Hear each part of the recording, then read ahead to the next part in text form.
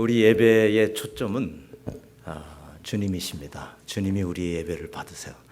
성가대가 숫자는 적은데 그 찬양의 그 아름다움이 이렇게 올라가는 것 같은 제가 감을 받았습니다. 오늘 저와 여러분이 나누게 될 말씀은 나의 복음이다. 여러분 좀 생소하잖아요. 나의 복음이다. 보통 우리가 한참 처음에 이제 그런 장난삼아 이런 이야기를 했던 것 같아. 엉뚱한 말 해놓고 내가 복음이다. 뭐 그런 말 하죠. 근데 요즘 와서 가만히 생각해 보니까 일리가 있는 말이더라고요. 내가 복음이다. 내가 복음. 내가 복음이다. 내가 복음이다. 내가 복음이다. 근데 오늘 기독교라고 하는 것은 이 종교적인 어떤 틀에 가둘 수 없는 팩트, 사실에 근거한 생명의 흐름입니다. 믿으세요? 생명이 절대로 종교가 아닙니다. 사실 종교라고 하는 것은 그냥 분류해 놓은 것이지 실제로는 이 시간이 점점 지나가면서 사람들이 속고 있는 것이 있어요. 그건 뭐냐면 종교 생활이라고 착각하는 것입니다. 사실 제가 LA에서 떠나올 때 우리가 함께 예배드리면서 섬겼던 그런 집사님이 섭섭해서 그랬겠죠. 제가 그 중심은 이해하지만 뭐라고 그랬냐면 목사님 떠나시면 이제 교회 생활을 어떻게 해요? 교회 생활을 어떻게 해요? 그러더라고요. 그 의도는 알지만 그 단어는 틀린 거예요. 그래서 내가 교회 생활을 당신한테 가르쳐 준 적은 없다. 그러나 신앙 생활을 제대로 하라고 가르쳤지 교회 생활을 가르친 적은 없다. 우리가 생각할 때 교회라고 하는 틀 안에서 생활이라는 것을 이렇게 연관을 시킵니다. 그러나 우리가 예수를 믿는다고 하는 것은 어떤 지식이나 정보를 가지고서 우리가 따라가는 것이 아니라 반드시 지식에 근거한 실제적인 체험이 동반돼야 됩니다. 나는 뭐 특별한 사람만 체험을 해야지. 아닙니다. 머나먼 당신이 아니라 내 삶에 지금 당신이 돼야 돼. 주님이 지금 내 삶에 어떻게 역사하시고 또 내 기도를 어떻게 들었고 내 인생에서 어떻게 관여하고 계신지를 우리가 맛보았을 때 비로소 하나님께 대한 이 커넥션이 살아서 움직이기 시작됩니다. 그러지 않으면 이게 항상 멀어요. 그렇게 되면 시간이 지나면서 점차적으로 종교적인 생활로 변화되어지게 됩니다. 생명이 없어지게 되는 거죠. 그래서 우리가 아는 것하고 믿는 것이 하나가 되어야 되죠. 예수님을 내가 아는 것과 믿는 것이 하나가 된다. 그래서 오늘 이 본문을 보게 되면 사도 바울에 대해서 여러분 잘 알 겁니다. 사도 바울이 처음부터 하나님을 믿고 예수를 알고 그랬던 사람이 아니라는 것 여러분 너무 잘 알죠. 그는 자신의 인생 스토리를 가지고 있었고 성공 위주의 삶을 살았던 사람입니다. 그리고 자기가 가지고 있는 신념 확고하게 가지고 있었습니다. 그리고 막연하지만 그 자기가 믿는 틀이 있었다고요. 그런데 예수님을 만나게 된 겁니다. 그의 인생이 완전히 돌변하게 됐죠. 복음의 능력은 한 인생을 바꾸기도 하고 그리고 한 사회를 바꾸기도 하고 한 나라를 절대적으로 바꿔낼 수도 있습니다.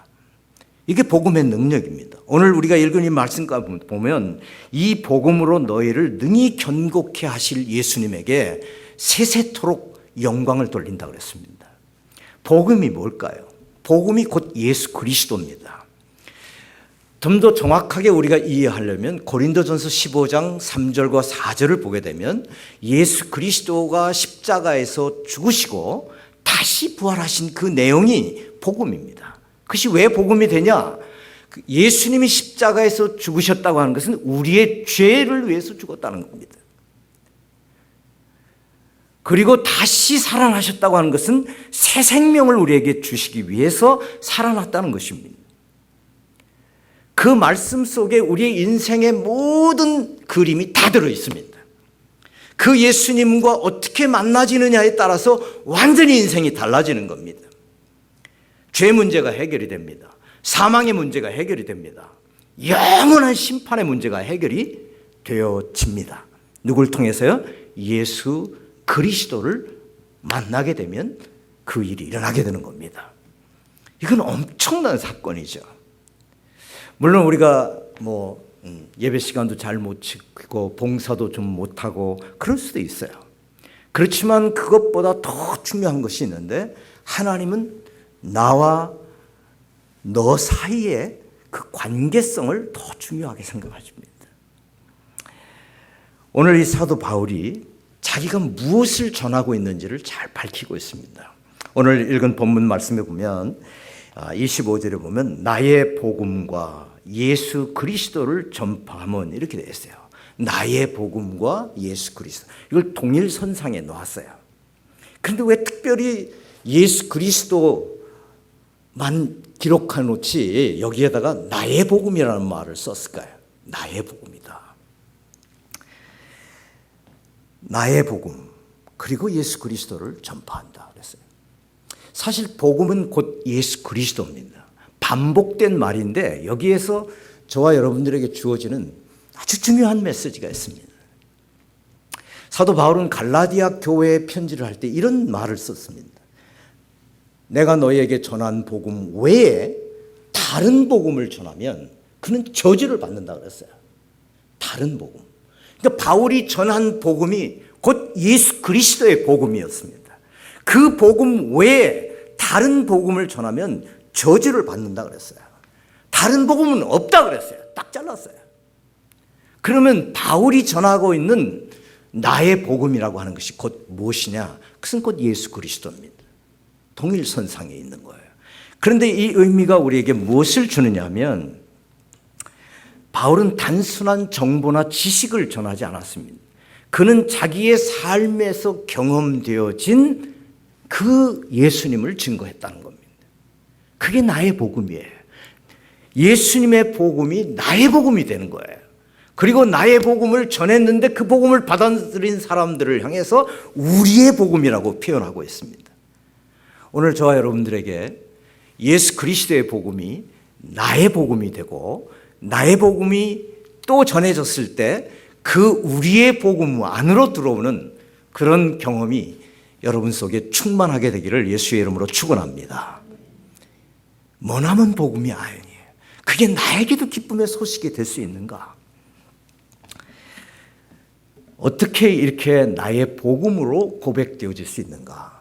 물론 예수님을 체험하는 것에는 다양한 사람들마다 경험들이 다릅니다.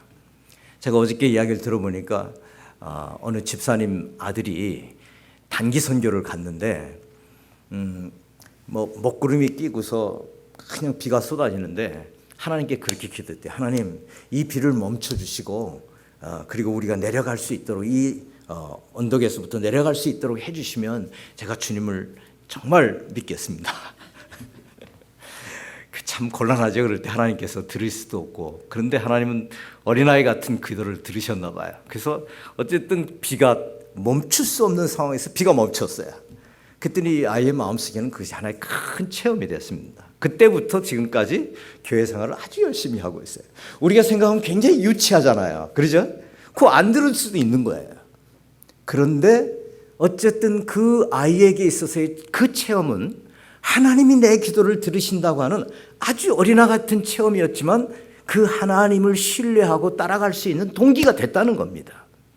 그걸 가지고 기복신앙이다, 애들 너무 유치하다, 그렇게 평가할 일이 하나도 없습니다.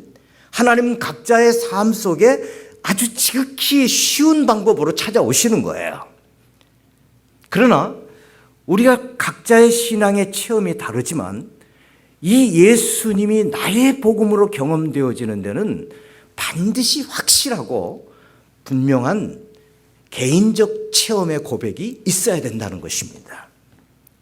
그것을 우리가 사도 바울의 삶에서 그 고백을 보면서 저와 여러분의 신앙도 점검하고 복음의 내용도 다시 한번 확실하게 붙잡게 되는 시간이 되기를 주님의 이름으로 축원합니다.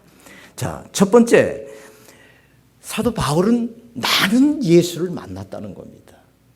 어디서 만났죠? 다메섹 도상에서 만났습니다. 그 예수를 믿는 사람들을 핍박하고 잡기 위해서 쫓아가던 그 행로에서 주님을 만나게 된 겁니다. 극적으로 만났어요. 모두가 다 그렇게 만나라는 것은 아닙니다. 그러나 어쨌든 사도 바울이 분명하게 말할 수 있는 것은 나는 예수를 만났다는 겁니다. 이것이 나의 간증이요, 이것이 나의 찬송이라고 고백할 수 있는 것입니다. 여러분 어떻습니까? 여러분과 저에게 분명히 우리에게 질문해야 될 첫 번째, 나의 복음이 될 수 있는 첫 번째 질문은 뭐냐면 내가 인격적으로 예수 그리스도를 만났느냐는 겁니다. 여러분 코카콜라를 맛본 사람하고 코카콜라에 관한 지식과 정보를 가지고 있는 사람하고는 판이하게 다릅니다. 많이 말하는 것 같지만 실제로 먹어보지 않은 사람은 그 맛을 모르는 거예요. 바울은 이 문제에 대해서 분명하게 말했습니다. 여러분 사마리아 여인은 어떻습니까? 우리가 요한복음 4장 29절에 보면 나의 행한 모든 일을 내게 말한 사람을 와서 보라. 이는 그리스도가 아니냐. 나는 바로 그분을 만났다는 거예요. 그랬더니 동네 사람들이 그 어떤 여자예요? 평소에는 사람 취급도 안 했던 사람 아닙니까?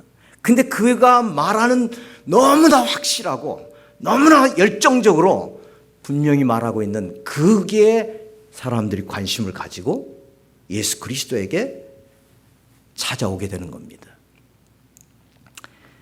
이것은 마치 종이 한 장 차이와 같아요. 여러분 엠마오 도상에 두 제자가 아마 평소에 예수님의 말씀을 들었던 제자였겠죠. 예수님이 십자가에서 죽으셨다고 하는 사실을 듣고 보고 그리고 예수님이 부활했다는 현장을 목격하지는 못했지만 소문으로 들었습니다. 그리고 엠마오 도상으로 내려가고 있었어요. 그때 예수님이 나타나신 겁니다. 근데 몰랐어요, 이들이. 눈이 어두워졌기 때문에 같이 대화를 하고 있는데도 몰랐습니다. 그래서 about Jesus, 예수님에 관한 이야기를 하고 있었어요. 그게 무슨 이야기 하냐? 아니 지금 예루살렘에서 일어난 그 예수님에 관한 그 십자가에서 죽으시고 3일 만에 부활하셨다고 하는 그 소식을 모르십니까?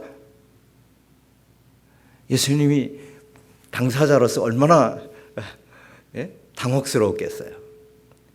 그럼 아무 말씀 안 하시고 가면서 성경을 자세히 풀어서 말씀하셨다고 그랬습니다. 그랬더니 이들이 갑자기 눈이 열리면서 어떻습니까? 같이 계신 분이 예수님인 줄을 알았다라고 말합니다. 여러분 이게 종이 한 장 차이예요.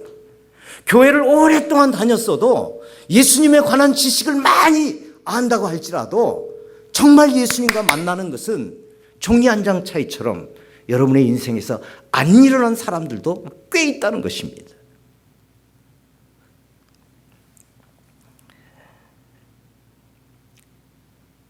바로 이 예수님과의 만남, 이 사실을 여러분이 진실로 고백할 수 있다면 여러분이 나의 복음이 되어질 수 있는 첫 단추를 연 겁니다. 나는 예수님을 만났다는 것입니다. 예수님 만났다고 그러니까 갑자기 예수님이 이렇게 나타나서 나를 만나주시고 뭐라고 말씀하시고 꼭 그런 것을 연상하는데 여러분 그렇지 않습니다. 그렇게 만나질 수도 있지만 여러분의 인생의 구석구석에서 하나님의 손길, 예수님의 사랑의 손길과 음성을 여러분이 경험할 수 있다는 것입니다. 그것이 바로 내가 예수님을 만난 것입니다. 우리는 한번 예배를 드릴 때 그랬어요. 우리가 예배를 정말 이게 마지막 예배처럼 내가 주님 앞에 주님 내 자신을 드립니다. 그렇게 내가 예배 가운데서 주님을 만났다고 했을 때 그걸 어떻게 표현해야 될 것인가?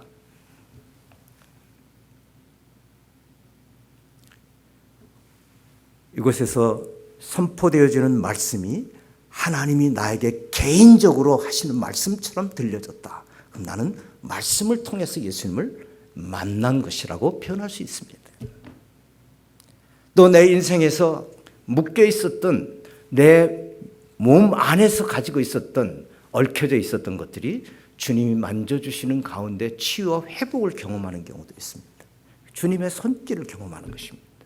여러분 지금 이 시간 우리에게 이 장소에서 주님은 보이지 않습니다. 눈으로 보이지 않습니다. 그렇지만 주님은 지금 이 가운데 운행하시고 다니시면서 여러분 개인의 심령을 만지시고 귀를 여시고 영적인 눈을 여시는 일을 하십니다. 이것은 요한계시록에서 분명히 말씀하고 있습니다. 내가 그 금초대 사이로 다니시는 이라고 표현했습니다. 만져주세요. 그래서 어떤 사람은 말씀을 듣다가 치유를 받습니다. 마지막 축도하는 그 시간에 고침을 받습니다. 누가 한 것입니까? 주님이 하세요. 주님 만나주시는 것입니다. 두 번째는 우리의 삶에서 정말 내가 죄인이다라고 하는 사실을 철저하게 고백되어지고 있는가. 사도 바울은 이렇게 고백합니다. 나는 죄인 중에 괴수다라고 말합니다. 나는 죄인이다라고 말합니다. 여러분 어떻게 우리가 이것이 복음이 될 수가 있을까요? 복음은 내가 죄인이라고 하는 사실을 철저하게 깨닫지 못하면 절대로 예수님이 복음으로 내게 경험되어질 수가 없습니다. 로마서 3장 23절은 모든 사람이 죄를 범하였으며 하나님의 영광에 이르지 못한다 그랬어요. 그럼 나도 죄인이, 나는 영원한 심판을 받아버린 사람인데 바로 예수님이 나의 죄를 위해서 십자가에서 죽으셨다라고 하는 사실이 내 마음 가운데 그것이 믿어지고 받아들여질 때 그것은 복음이 되는 겁니다. 내가 살 수 있는 길이 있다. 내가 죄에서 자유함을 얻을 수 있는 길이 있다. 여러분 사람이 왜 죽습니까? 죄 때문에 죽는 겁니다. 이 죄의 문제를 해결하지 않으면 사람은 절대로 사망에서 생명으로 옮겨질 수가 없는데 예수님은 바로 이 죄를 위해서 대신 십자가에서 죽어주신 것입니다. 그 예수님이 내 죄를 대신 담당해 주신 것이죠. 바울에게 있어서 이것은 실제적인 경험이었습니다. 나는 죄인 중에 괴수였다. 그런데 예수님이 바로 이 죄인들을 위해서 오셔서 바로 이 죄의 문제를 해결해 줬다는 것입니다. 사도 바울은 로마서 15장 우리가 조금 앞부분을 넘어가면 이렇게 기록하고 있습니다. 18절에 15장 18절 19절에 보면 그리스도께서 이방인들을 순종하게 하기 위하여 나를 통하여 역사하신 것 외에는 내가 감히 말하지 아니하노라. 그 일은 말과 행위로 표적과 기사의 능력으로 성령의 능력으로 이루어졌으며 그리하여 내가 예루살렘부터 두루 행하여 일루리곤까지 그리스도의 복음을 편만하게 전하였노라 그랬어요. 자기에게 경험되어진 것 외에는 자기가 전하지 않았다 그랬어요. 이게 바울이 분명하게 말할 수 있는 나의 복음이다. 내 복음이다 이거예요. 나의 복음이다. 예수님의 복음이 곧 나의 복음이 됐다는 것입니다. 그래서 바울은 이 사실을 분명하게 전했습니다. 데살로니가전서 1장 5절에 보면 그것이 우리의 복음으로 바뀌어요. 우리의 복음으로. 그것이 어느 곳에 편지를 한 것입니다. 데살로니가 교회에 편지를 했어요. 예수 그리스도의 복음이 나의 복음이 되고 나의 복음이 우리의 복음이 되고 이게 바로 생명에 흘러가는 것입니다. 이 생명의 흐름이 오늘 이 자리에 있는 모든 분들에게 충만하게 흘러가게 되기를 예수님의 이름으로 축원합니다. 우린 그냥 통로예요. 생명의 통로가 되는 거예요.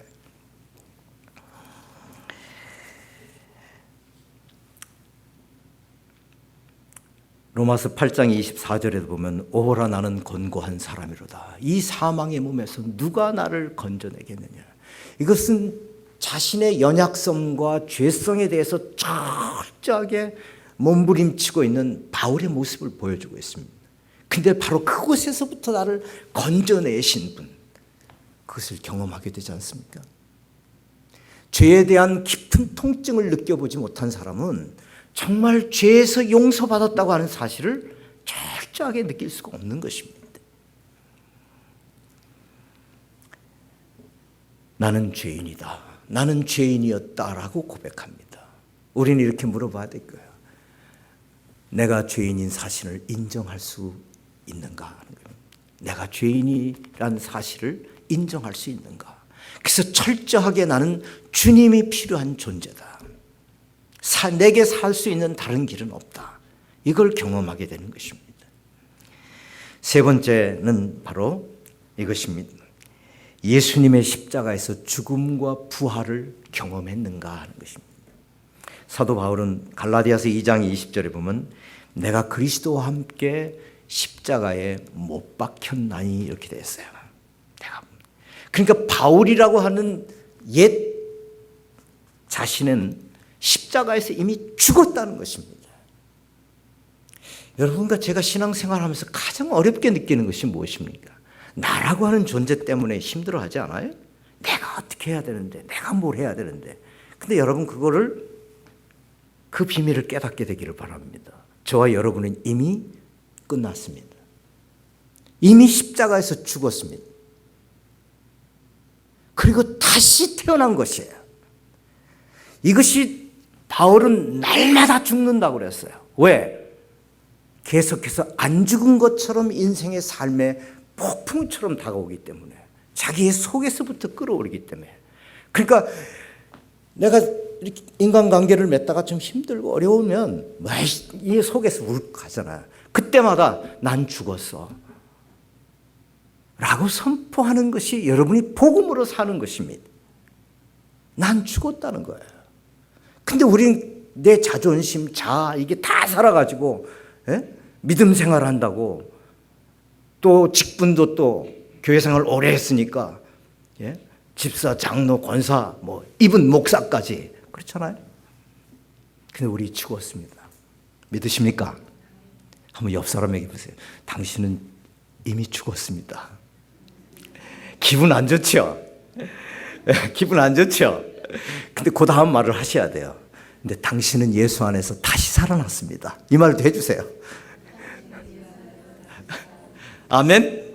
아멘? 우리 다시 살아났어요. 다시 살아난 존재예요. 다시 살아난 존재. 그 바울은 이것을 철저하게 고백했어요.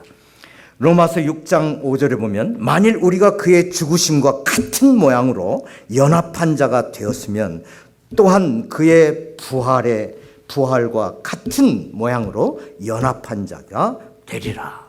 무엇으로요? By faith, 믿음으로요. 나는 예수와 함께 죽었고 예수와 함께 다시 살았다라는 것을 우리가 날마다 고백되어져야 되는 것입니다. 인정되어야 되는 것입니다.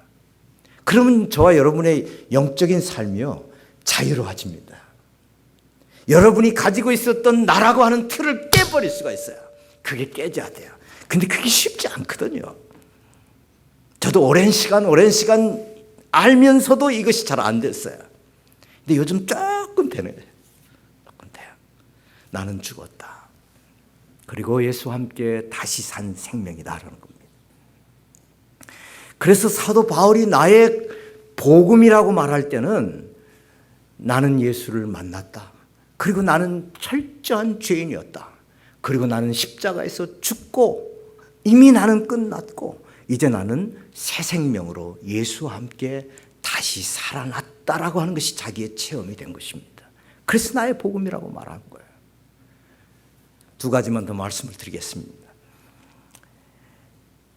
네 번째는 바로 예수 그리스도가 나의 주가 되시느냐 하는 것입니다. 주라고 하는 말은요, my Lord, 나의 주인이냐 하는 겁니다. 내 인생의 주인이 내가 아니라 주님이냐 하는 것입니다. 영어로는 Lordship이라고 말합니다. 많은 사람들이 예수님은 나를 구원해 주신 구원하신 분이라는 것은 너무 쉽게 이해하고 고백합니다. 근데 예수님이 나의 주인이다, my Lord 하고 고백하고 실제의 삶에서 그렇게 사는 사람은 그렇게 많지 않습니다. 근데 예수님 우리의 주와 그리스도가 되었다고 말합니다. 주라고 하는 말은 그 당시에 황제 숭배가 만연했을 때 황제를 주라고 했거든요. 그러니까 예수를 믿는 사람은 황제를 주라고 말할 수가 없는 거예요. 나는 주님이 나의 황제다라는 겁니다. My King. 그래서 예수 믿는 사람들이 핍박을 당한 것입니다. 저와 여러분의 인생의 주인이 누구시냐? 이걸 질문해 봐야 되는 거예요. 내가 진정으로 복음으로 사는 사람이라고 한다면 내 인생의 주인이 누구냐라는 것을 철저하게 재확인할 필요가 있는 것입니다. 빌립보서 2장 6절에서 11절 말씀에 보면 하늘과 땅의 모든 권세를 가지신 분이 모든 무릎을 예수의 이름에 꿇게 되어진 사실을 기록해 놓고 있습니다. 누가 줍니까? 예수 그리스도가 주인이십니다. 왕 되십니다. 실감이 되십니까? 그래서 저는 요즘에 이렇게 드라이브를 하면서 주님 묵상할 때 이렇게 고백합니다. 주님 행복합니다. 지금 주님이 나랑 같이 있으시죠. 내 인생의 주인은 주님이십니다. 지난 예수를 믿고 난 그 이후에 제가 79년도에 예수를 믿었거든요. 79년부터 지금까지 수많은 삶의 연속을 살아왔는데 그 순간순간 주님이 함께 계셨던 걸 생각해 보면 감사해요, 주님. 나는 내 앞에 있는 인생의 시간이 얼마나 될지 모르지만 주님 그 인생이 기대가 됩니다. 매일 아침 눈을 뜰 때 주님 한 번도 살아보지 않은 이 새날을 열어주시는 주님 기대합니다. 그래서 이 드라이브 할 때 재밌어요. 그래서 LA에서부터 여기까지 올 때 4박 5일로 달려왔거든요. 저희 집사람하고 둘이 신났어요. 너무너무 모든 게 너무나 신선했습니다. 저와 여러분의 인생의 주인이 누구냐라는 것을 우리가 질문해 보고 주님이 나의 주인입니다 라고 고백할 때 우리는 비로소 나의 복음이라고 표현할 수 있는 것입니다. 마지막 5번째는 바로 나는 새로운 피조물로 살고 있느냐 하는 것입니다. 새 피조물, New Creation. 옛날 과거의 것을요 이렇게 닦아가지고 새 것이 된 게 아닙니다. 많은 사람은 그렇게 생각해요. 이 사람 옛날부터 많이 좋아졌어요. 그러죠? 주님은 저를 절대로 닦아서 쓰지 않아요. 완전히 질적으로 새로운 생명으로 새 것으로 만드는 거예요. 생명의 질이 다른 것입니다. 그래서 생각하는 것이나 말하는 것이나 모든 것에 주님이 신선하게 바꿔주셨다고 말합니다. 그래서 우리가 사고방식도 주님의 사고방식으로 살아야 돼요. 영으로 살아야 되는 거예요. 육신으로 살면 사망을 쫓아가는 것이죠. 그러나 영으로 살면 생명을 쫓아가는 것입니다. 사람의 기능은 세 파트로 되어 있어요. 뭐 신학적으로 이게 이원론이냐 삼원론이냐 그걸 따질 필요가 없고 성경대로 말하면 하나님이 우리를 영을 주셨습니다. 그리고 혼이 있고 이 바디가 있는 거예요. 몸이 있는 거예요. 여기에 죄가 들어오면 육체가 되는 거야. 플래시가 되는 겁니다. 근데 영이 죽었다가 예수 그리스도가 영이요 생명이요 하고 우리 안에 들어오실 때 그 예수의 생명과 우리의 영이 살아나는 거죠. 그때부터는 영적으로 기능하게 되는 겁니다. 영의 기능을 해야 돼요. 영으로 생각하고 영으로 기도하고 영으로 우리가 인도를 받아야 되는 것입니다. 이것이 바로 예수를 믿으면서 경험할 수 있는 저와 여러분이 가진 특권입니다. 아멘. 영으로 기능하는 거예요. 그래서 고린도후서 5장 17절에 보면 우리가 잘 아는 대로 그런즉 누구든지 그리스도 안에 있으면 뭐라고요? 새로운 피조물이다. New Creation이에요. 과거의 것을 닦아가지고 좀 더 나아진 모습이 아니라 완전히 질적으로 새 것이에요. 거기에 하나님께서 우리에게 모든 것을 담아 놓으셨습니다. 내가 말하는 것도 말의 권세가 있고 내가 너를 통해서 일하고 나를 믿는 자는 나의 하는 일을 저도 할 것이고 나보다 더 큰 일을 행할 수 있다. 우리가 어떻게 그렇게 할 수가 있습니까? 우리 안에 계신 그분이 우리를 통해서 하시기 때문에 가능한 것입니다. 물론 특별한 은사와 능력이 있죠. 그렇지만 우리가 예수의 이름으로 나아갈 때 하나님 동일한 역사들을 이루십니다. 그걸 통해서 무엇이 증거되게 하기 위해서요? 나의 복음이 우리의 복음으로 역사되어지기를 위해서. 바울은 그래서 자기에게 경험되어진 것 외에는 내가 선포하지 아니하더라. 내가 표적과 기사 능력으로, 성령의 능력으로 이 모든 것들은 이루어졌다라고 말합니다. 바울이 언제 그런 것들을 습득했을까요? 예수 그리스도를 만난 이후로 달라진 것입니다.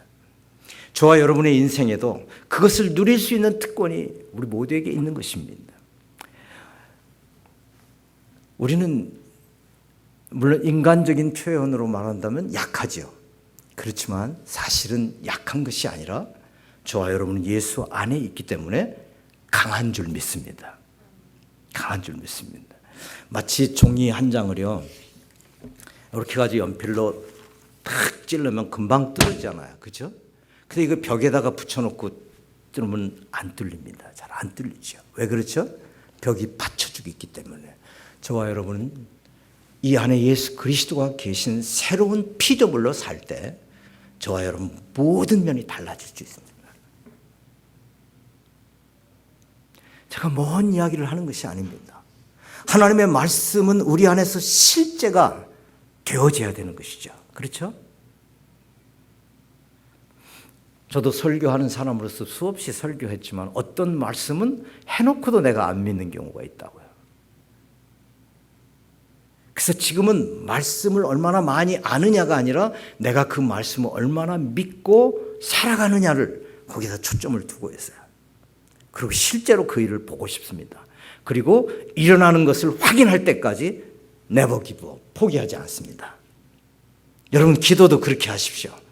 정말 하나님이 이것을 기뻐하시는 기도냐? 그러면 거기에다 딱 여러분이 믿음을 걸어놓고요. never give up, 포기하지 마세요.